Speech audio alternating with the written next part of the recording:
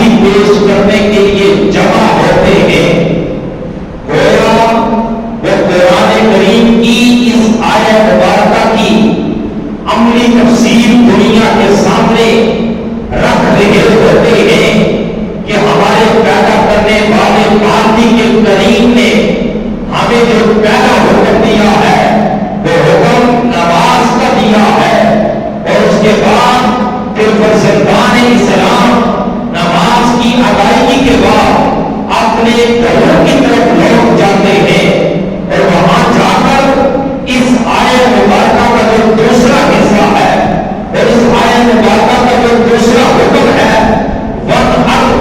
اس کی تعمیر کرتے ہیں۔ اللہ کا دیا ہوا بات پھر اس کی بارگاہ میں قربان کر کے دنیا کے سامنے یہ مثال پیش کرتے ہیں کہ ہماری تمام تر خواہشیں، ہماری زندگی کا تمام تر سرمایہ اللہ رب العالمین کے حکم پہ ہم قربان کرنے کے لیے تیار۔ محتشم حاضرین، یہ جب 10 ذی الحج کا دن آتا ہے، یہ دن اتنی عظمت برکتوں والا دن ہے۔ اس دن جو لوگ قربانی کرتے ہیں اور ان کا یہ عمل اللہ رب العالمین کی بارگاہ میں اتنا زیادہ محبوب ہے، اتنا زیادہ پسند ہے کہ اس عمل سے بڑھ کر اللہ رب العالمین کو آج ابن آدم کا کوئی بھی عمل محبوب نہیں رکھتا، مگر وہی عمل محبوب رکھتا ہے جو آج کے دن اللہ رب العالمین کی بارگاہ میں آپ نے جا کر قربان کرتا۔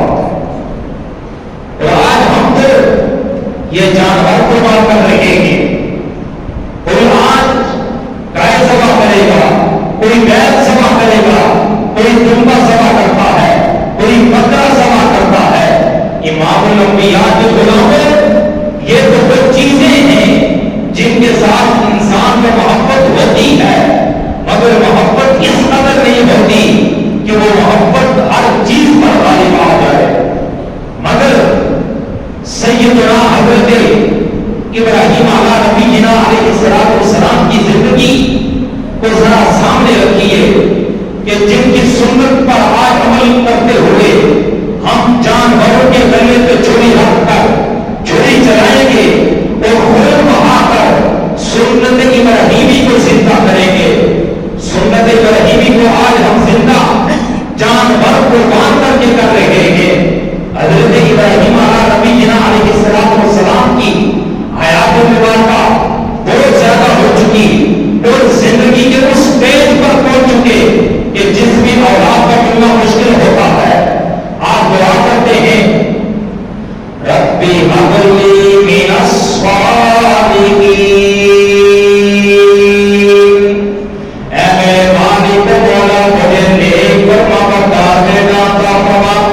اللہ رب العالمین نے ارشاد فرمایا، فبشرناہ بغلام علیم، ہم نے انہیں مژدہ سنایا نیک پسند علیم بیٹے کا۔ اللہ رب العالمین نے جب انہیں نیک بیٹا عطا فرمایا، فلما بلغ معه السعی قال یا بنی انی ارى فی المنام انی اذبحک فانظر ماذا ترى۔ جب حضرت سیدنا ابراہیم علیہ السلام کے ساتھ سیدنا اسماعیل علیہ السلام اس قابل ہو گئے، کام کرنے کے قابل ہو گئے، ان کے ساتھ پہنچنے کے قابل ہو گئے، اللہ رب العالمین نے سیدنا ابراہیم علیہ السلام کی زندگی میں بار بار آپ نے آزمایا، بار بار ان سے امتحان لیا۔ اب ان سے یہ امتحان لیا جا رہا ہے، انہیں خواب آیا کہ جس میں انہیں یہ حکم دیا گیا، اے ابراہیم میرے نام پر اپنا بیٹا قربان کر دیجیے۔ کیا حکم دیا جا رہا ہے خواب میں کہ میری بارگاہ میں اپنا بیٹا قربان کر دیجیے؟ ذرا تصورات کی دنیا میں چلے جائے، انسان بڑھاپے کی ایج کو پہنچ جائے اور ایک واحد سہارا ہو جو ایک ہی بیٹا ہو، اب وہی ساری زندگی کا انسان کے سامنے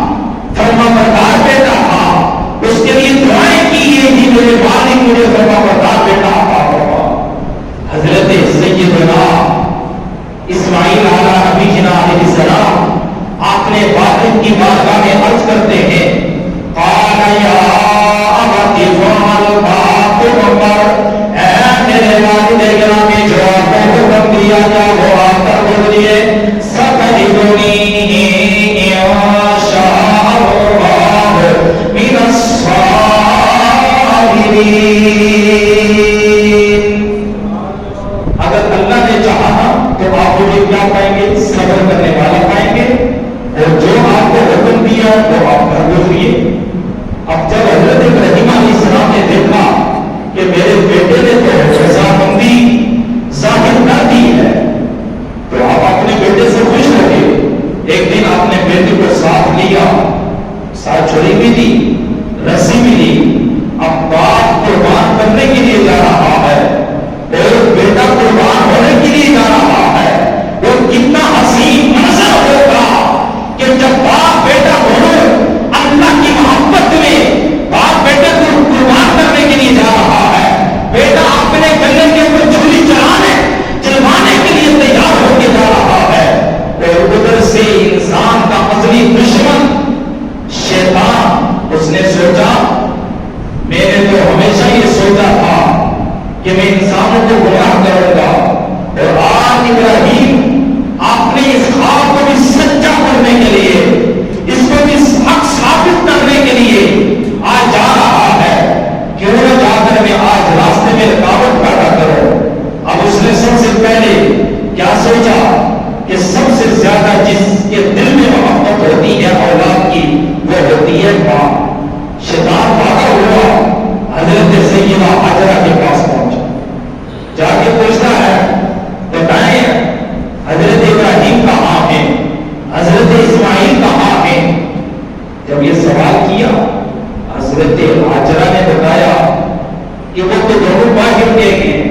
کہا نہیں، وہ باہر نہیں گئے، آج ابراہیم اپنے لخت جگر، آپ کے نور نظر کو قربان کرنے کے لیے جا رہا ہے، وہ تو آج ذبح کر کے آ جائیں گے۔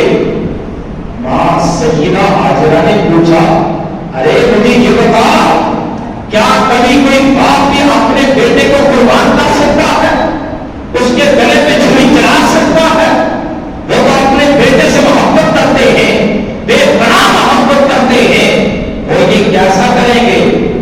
کہا انہیں اللہ نے حکم دے رکھا ہے، انہیں اللہ نے حکم دے رکھا ہے۔ اب سنیے سیدہ ہاجرہ کا جواب، کہ شیطان لعین مردود تباہ ہو جا، اگر اللہ نے حکم دے رکھا ہے ایک اسماعیل کا ہزاروں اسماعیل ہو تو ہم تب بھی قربان کرنے کے لیے تیار، تب بھی ہم قربان کرنے کے لیے تیار ہیں۔ جب اس نے سوچا یہاں پر میری بات نہیں بنی، تو آتا ہوا دوبارہ سیدنا حضرت اسماعیل کے پاس پہنچا، کہا آپ کو پتا ہے کہ آپ کہاں جا رہے ہیں؟ پوری بات تفصیلت کی، اور بالآخر کہا آپ کے والد محترم آپ کو قربان کرنے کے لیے جا رہے ہیں، وہ تو آج آپ کو جا کے ذبح کر دیں گے۔ اس وقت سیدنا اسماعیل علیہ نبینا علیہ السلام نے بھی کہا، کیوں نہ مجھے ذبح کریں گے؟ ایک والد بھی اپنی اولاد کو کبھی ذبح نہیں کر سکتا۔ کہا اللہ کا حکم ہے اس لیے وہ ذبح کر رہے ہیں۔ کہا وہ میرے والد کا حکم ہے تو میں اپنی جان قربان کرنے کے لیے تیار۔ جب یہاں سے بھی جواب اس کو اسی صورت میں ملتا ہے تو اس کی بات نہیں بن گئی۔ حضرت ابراہیم علیہ السلام کے دل میں وسوسہ پیدا کرتا ہے، وہاں جا کر وہ وسوسے پیدا کرنے لگا کہ ابراہیم، اللہ نے آپ کو بڑھاپے میں اولاد عطا کی، اگر آج آپ اس کو ذبح کر دیں گے آپ کا نام ختم ہو جائے گا، آپ کا مشن جو ہے وہ ختم ہو جائے گا، آپ کی نسل منقطع ہو جائے گی، آپ کا دنیا میں کوئی نام لینے والا نہیں رہے گا، آپ کیا کرنے جا رہے ہو؟ اگر آپ یہ کہتے ہو اللہ کا حکم ہے، اللہ کا حکم ہوگا تو اللہ جبریل کو بھیجنا آپ کے پاس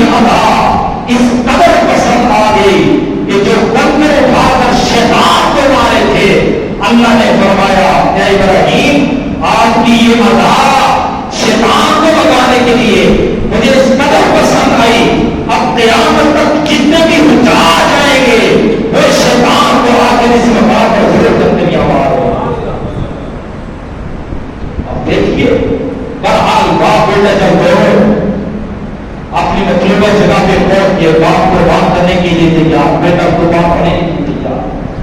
اب حضرت سیدنا اسماعیل علیہ نبی جناب علیہ السلام نے اپنے والد گرامی سے چند باتیں کی، کہا اے میرے والد محترم، جب آپ مجھے ذبح کرنے لگے اس سے پہلے آپ میرے ہاتھوں کو پاؤں کو رسی سے مضبوط باندھ لینا، ایسا نہ ہو کہیں کیونکہ موت تو بڑی سخت ہوتی ہے، میں تڑپ جاؤں، میں ہلوں اور اس کی وجہ سے کہیں میرے اجر میں کمی نہ آ جائے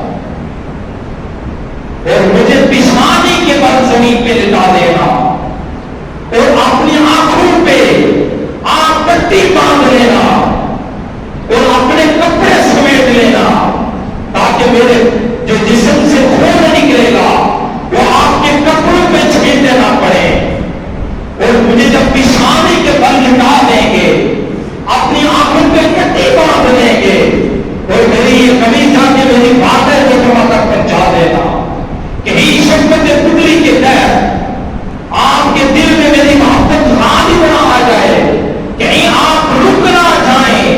یہ ساری باتیں کرنے کے بعد حضرت ابراہیم علیہ السلام نے رسی سے مضبوطی سے تھاما، بچھانے کے بل لٹا دیا، آنکھوں پہ پٹی بھی باندھ دی۔ اب جب ذبح کر رہے حضرت سیدنا اسماعیل علیہ السلام کا وہ گلا جو بالکل نرم و نازک ہے، چھری اس کو کاٹنے کے لیے آپ نے پتھر پہ تیز کی، دوبارہ کوشش کی، پھر کاٹے مگر چھری کاٹ نہیں رہی۔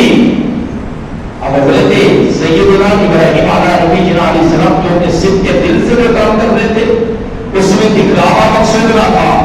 آپ نے چھری کو کھان کے غصے سے پھینکا، چھری نے غیر اللہ کی بارگاہ میں عرض کی ہوگی میرے مالک مجھے قوت بیداری عطا فرما تاکہ میں اپنی بے بسی میں جہان کو کر سکوں۔ اللہ نے قوت بیداری عطا فرمائی۔ حضرت سیدنا ابراہیم علیہ السلام کی بارگاہ میں چھری نے عرض کی اے ابراہیم آپ اس سے کیوں ناراض ہوتے ہیں، ان پہ کیوں غصہ ہوتے ہیں؟ کہا کہ تو نے میرے بیٹے کا گلا نہیں کاٹا۔ کہا بتائیے آپ کو حکم کس نے دیا؟ کہا اللہ نے۔ کہا وہ جس اللہ نے آپ کو ایک مرتبہ حکم دیا کہ آپ اپنا بیٹا ذبح کیجیے، میری بارگاہ میں قربان کر دیجیے، اسی میرے پروردگار نے مجھے 70 مرتبہ یہ حکم دیا خبردار کہ اسماعیل علیہ السلام کا گلے کا ایک بال بھی کٹ نہیں پائے۔ اب آپ بتائیں میں اللہ کے حکم کی تعمیل کروں گا، آپ کے حکم کی تعمیل کروں گا۔ جب دیکھا کہ حضرت ابراہیم علیہ السلام اپنے بیٹے کو قربان کرنے کے لیے تیار ہے، اس وقت قرآن کہتا ہے قد صدقت الرؤیا انا کذالک نجزی المحسنین، بے شک ابراہیم آپ نے اپنا خواب سچ کر دکھایا۔ اور حضرت ابراہیم علیہ السلام کا یہ جذبہ دیکھ کر اللہ کریم نے جبرائیل کو حکم دیا جبرائیل جنت میں جائیے، وہاں سے جا کر ایک بیٹا لائیے، وہ جا کر میرے پیغمبر جناب اسماعیل کی جگہ جا کر رکھ دیجیے تاکہ ابراہیم اپنی چھری سے اس کو ذبح کر دے۔ اور پھر حضرت اسماعیل علیہ السلام کی جگہ بیٹے کو ذبح کیا گیا۔ قرآن کہتا ہے قد صدقت الرؤیا انا کذالک نجزی المحسنین، بے شک ابراہیم علیہ السلام نے اپنا خواب سچ کر دکھایا اور ہم نیکوکاروں کو ایسا ہی بدلہ دیا کرتے۔ تو امام الانبیاء کے غلاموں میں عرض یہ کر رہا تھا آج ہم لوگ مال اپنے قربان کریں گے، انسان کو کوئی شک نہیں مال سے بڑی محبت ہوتی ہے، پیسے سے محبت ہوتی ہے، مگر انسان کے پاس جو کچھ ہے وہ اللہ کا دیا ہوا۔ ہماری زندگی کی سانسیں، ہمارا جینا مرنا، یہ سب کچھ اللہ کے لیے ہے۔ قرآن کہتا ہے قل ان صلاتی و نسکی و محیای و مماتی للہ رب العالمین، اے نبی آپ فرما دیجیے ان صلاتی و نسکی و محیای و مماتی، بے شک میری نمازیں، میری قربانیاں،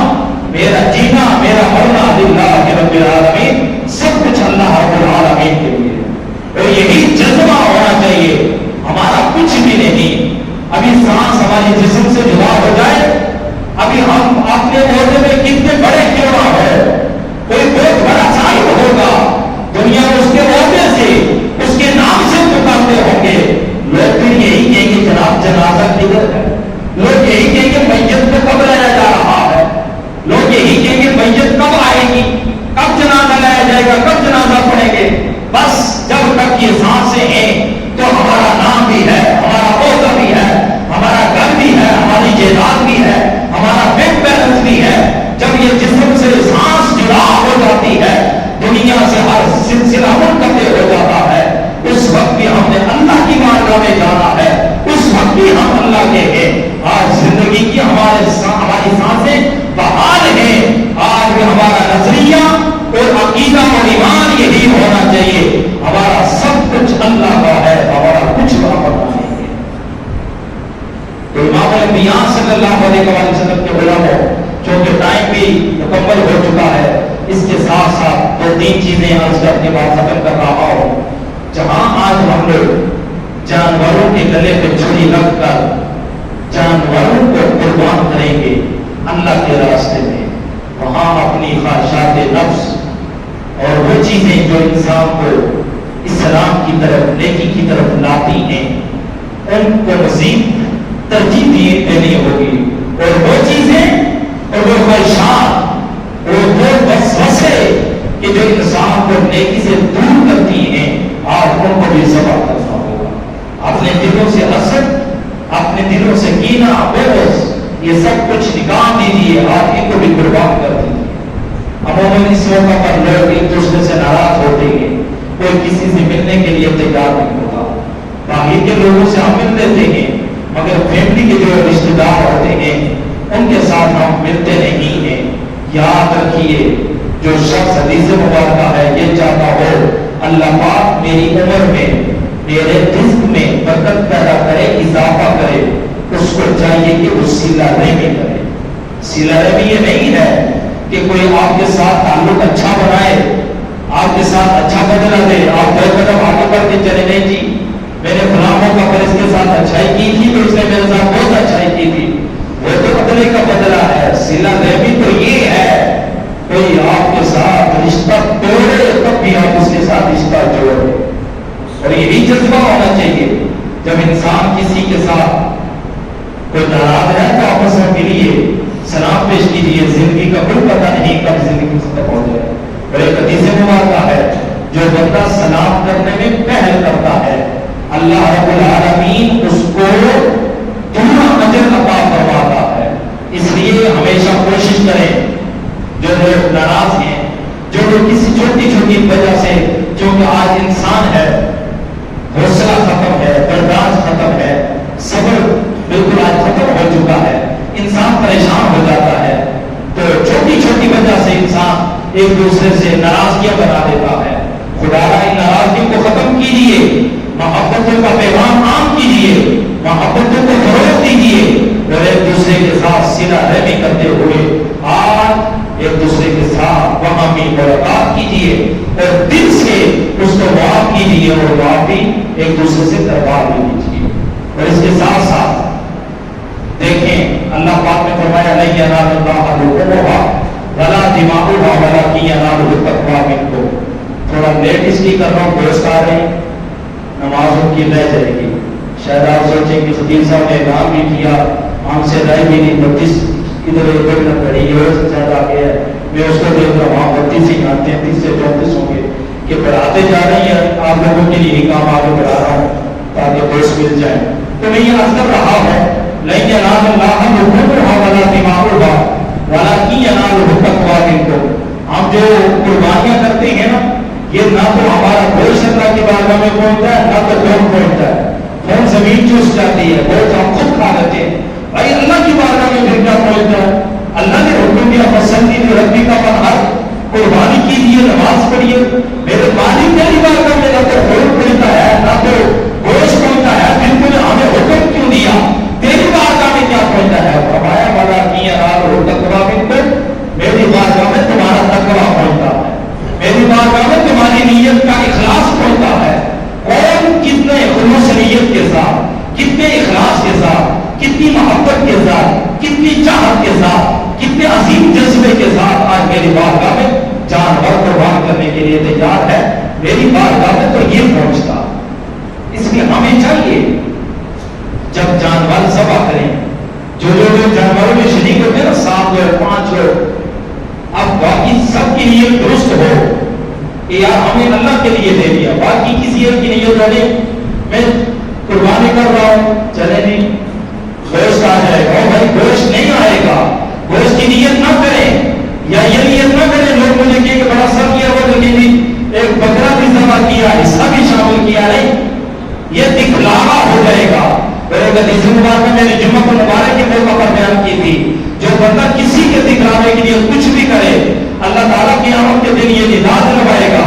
وہ لوگ جنہوں نے کسی کے دکھلاوے کے لیے کچھ نہیں کیا تھا، کسی سے اپنی نام وصول کرنے کے لیے کوئی بھی کام کیا تھا، جاؤ چلے جاؤ میری بارگاہ سے جا کے آج ان سے اجر لے لو، بھائی اس دن تو نفسی کا کون ہمیں اجر دے گا؟ اس لیے اپنے دلوں میں اللہ تعالیٰ کی رضا کا جذبہ پیدا کیجیے، اور اس کے ساتھ ساتھ یاد رکھیے کسی بزرگ سے کسی نے کہا تھا مجھے کوئی نصیحت کیجیے، کسی نے کہا مجھے کوئی نصیحت کیجیے، انہوں نے کہا بس میں تمہیں یہی نصیحت کرتا ہوں ہمیشہ اپنی ذات پر اللہ کو ترجیح دینا، اپنے سے اللہ کو بہتر سمجھنا۔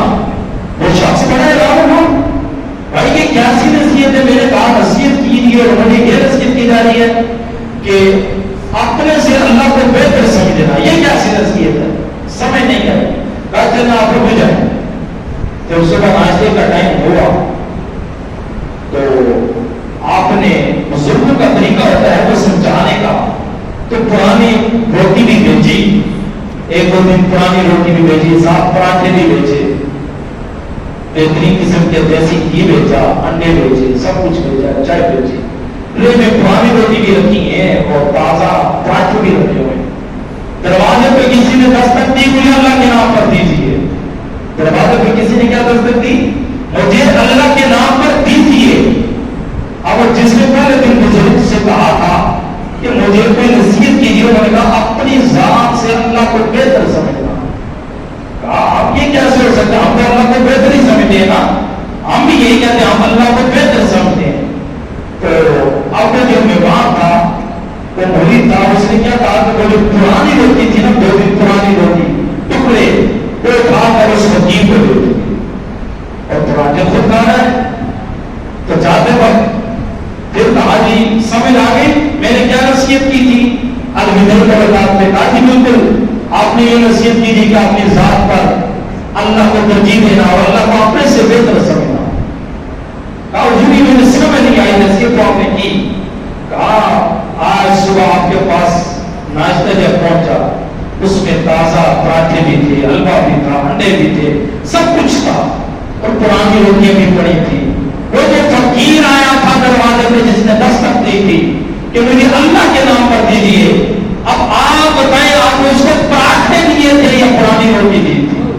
اللہ کیا دیا تھا اس وقت؟ اس آدمی کے ہوش اڑ گئے کہ میں نے تو اس کو مانگنے والے کو پرانی روٹی اٹھا کر دی تھی۔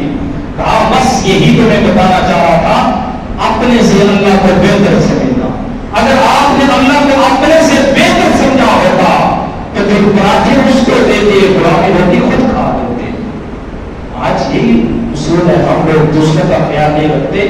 تو اس موقع پر عموماً میں کہا کرتا ہوں جو لوگ قربانی کر رہے ہیں نا وہ صاحب استطاعت ہیں، صاحب حیثیت ہیں، اللہ نے انہیں مال و دولت سے نوازا ہے تب بھی کر رہے ہیں، پورا سال بھی اللہ نے انہیں یہ توفیق بخشی ہوتی ہے وہ بازار سے گوشت لے کر خرید کے کھا سکتے ہیں۔ اپنے گرد و نواح میں، اپنے معاشرے میں، اپنے پڑوس میں، اپنے محلے میں، اپنی برادری میں ایسے لوگوں کو دیکھا کریں شاید جنہیں پورا سال یہ نعمت میسر نہیں ہوتی ان تک بھی پہنچا دیجیے۔ اور پھر یہ جو میں نے پوری آپ کو ایگزامپل سنائی، اس کا یہ مقصد نہ ہو کہ ہڈیاں چچڑے اٹھا کر فقیر بولنا کے نام پر اور ساتھ ساتھ گوشت آپ نے فریزر میں رکھ دیں 4 مہینے تک ہم کھائیں گے، باربیکیو ہونے کا، کوفتے بنائیں گے، نہاری بنائیں گے، سب کچھ نہیں، کوئی شک نہیں، شریعت نے اجازت دی ہے 3 حصے کیے جائیں، ایک اپنے لیے، ایک عزیز و اقارب کے لیے، ایک فقراء مساکین کے لیے۔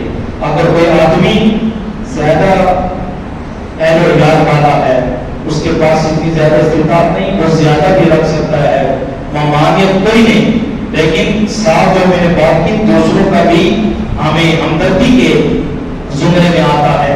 اس حال